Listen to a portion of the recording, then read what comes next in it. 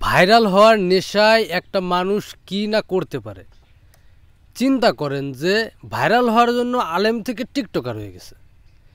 এই যে টিকটকার হইল, সে যে কত বড় একটা পুণ্যের কাজ করছে সেটা আমরা সবাই বুঝতেছি।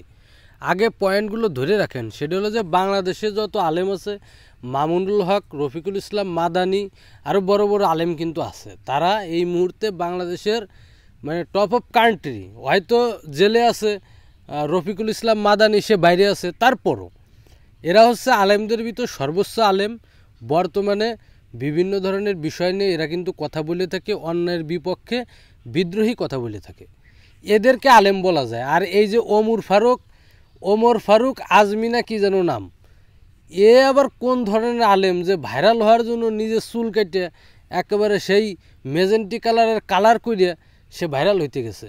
মানে টিকটকার, আলেম থেকে টিকটকার। সে তো এমনও করতে পারতো যে আলেম থেকে সে অন্য কিছু হইতে পারতো, কিন্তু সে সেটা না করে সে আলেম থেকে টিকটকার হয়ে গেছে।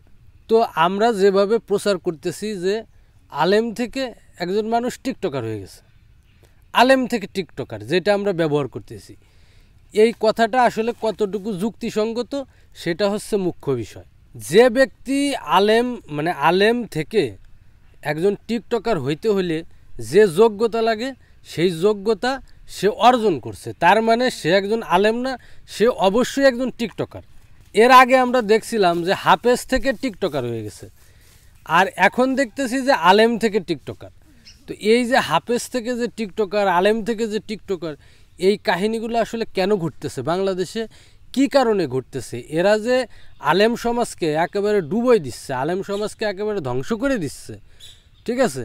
এর প্রমাণ হচ্ছে এই ওমর ফারুক আজমি না কি নাম, মানে নামটা দেখছেন একেবারে সেই বিশাল এক নাম ব্যবহার করছে। এখন যাই হোক, আমার কথা হলো যে আলেম থেকে টিকটকার হন আর যাই হন, হাফেজ থেকে টিকটকার হন আর যাই হন, আমার কোনো সমস্যা নেই। আমার কথা হলো যে আলেম সমাজকে, বাংলাদেশের আলেম সমাজকে মানুষের সামনে খারাপ বানানোর জন্য যে ষড়যন্ত্র চলতেছে, এরা হচ্ছে সেই ষড়যন্ত্রের টোপ। এদেরকে দিয়ে আলেম সমাজকে ধ্বংস করে দেওয়া হচ্ছে, বা আলেমদের নামে বিভ্রান্তি ছড়ানো হচ্ছে। এরা আসলে কোনো আলেম না। যারা আলেম তারা কখনো এই ধরনের কাজ করতে পারে না, এটা কখনোই সম্ভব না। তাই আমি বলি এদেরকে বয়কট করে দেন। এরা যে ভাইরাল হওয়ার যে চেষ্টা করতেছে, এদের ভাইরাল হওয়ার এই সুযোগটা দিয়েন না।